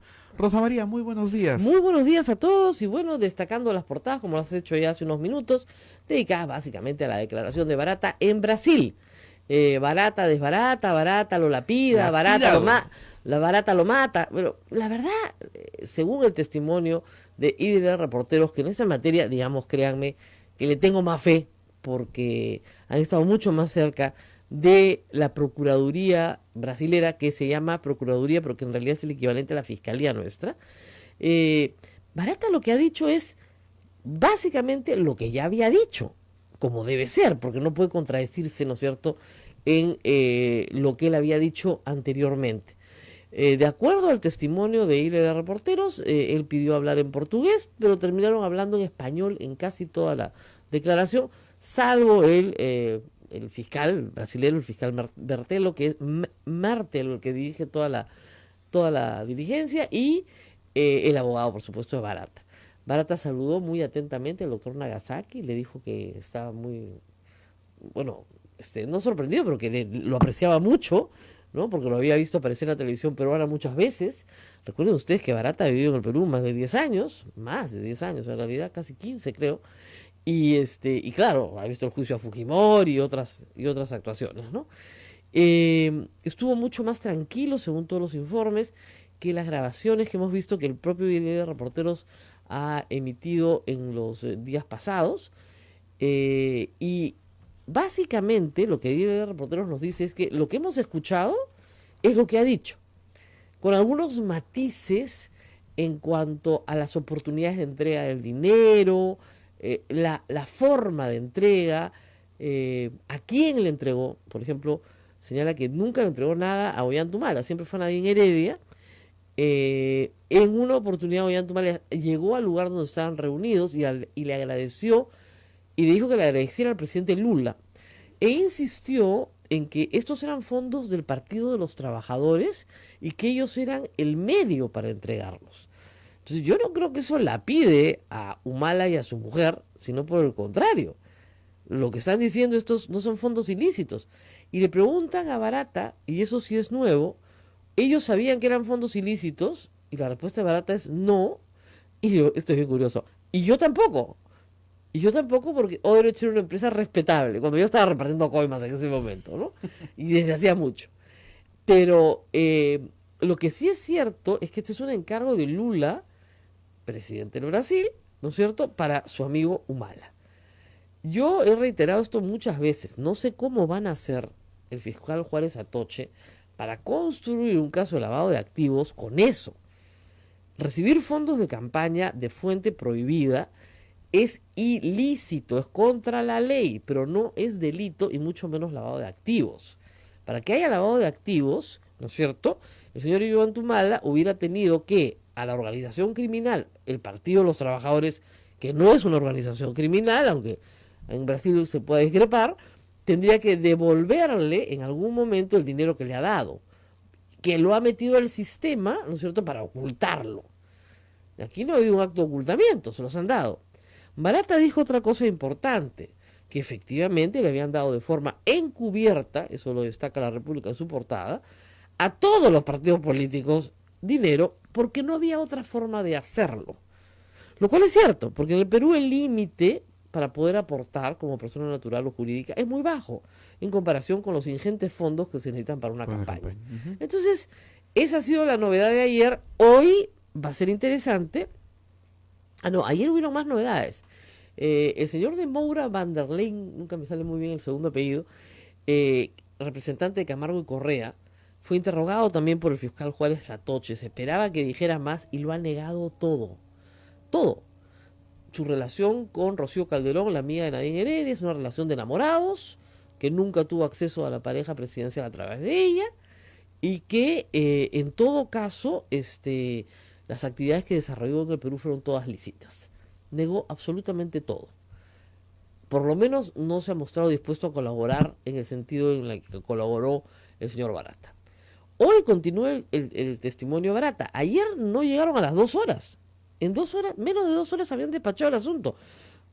Bastante grave, ¿no? Yo pensé que iban a ser horas de interrogatorio, pero no. Hoy día el interrogatorio sobre Keiko Fujimori. ¿Qué es lo interesante? Que en diciembre del año pasado, del anteaño pasado, diciembre del 2016, enero del 2017, Barata habló mucho sobre Toledo, habló mucho sobre Humala, pero no habló nada sobre Keiko Fujimori. El tema de Keiko salta con la agenda de Marcelo Odebrecht y el interrogatorio a Marcelo Odebrecht, donde repite varias veces: pregúntenle a Barata, Barata sabe. Entonces, hoy día nos vamos a enterar de cuánta es la plata que recibió Keiko Fujimori porque aumentar 500, el mismo Marcelo Odebrecht dice, significa que ya se le había dado algo Así antes, ¿no? Y que ella era una candidata que Barata sí apreciaba, versus Humala, que era un candidato que él no apreciaba. Eso es lo que nos dijo Marcelo Odebrecht. Y más bien estaba molesto, ¿no? Por tener que darle plata. Y Marcelo Odebrecht le dijo, es un encargo de Lula. Nosotros somos solo los intermediarios. El doctor Nagasaki dice que hay que corroborarlo todo, porque ellos dicen que hay discrepancias entre el testimonio de Garreta y el testimonio de Barata. Barata señala que a través de Garreta, del pago en realidad de los servicios de Fabre y los servicios de Garreta, entregaron $800.000 y que más o menos entregaron $2 millones en efectivo en el Perú en distintos momentos. Y que utilizaron algo que se llama dolerairos allá, que es traficantes de divisas. Yo he estado averiguando esto en Brasil, a diferencia del Perú, la tenencia de moneda extranjera está sumamente controlada. Entonces, no se puede tener dólares así nomás, ¿ok? Y menos en grandes cantidades. Entonces, estos delincuentes, hay que llamarlos así, se presentan a través de casas de cambio, etcétera, son los que sacan dinero del Brasil, ¿no es cierto?, convirtiéndolo en moneda extranjera. Y que han sido claves para entender todo el caso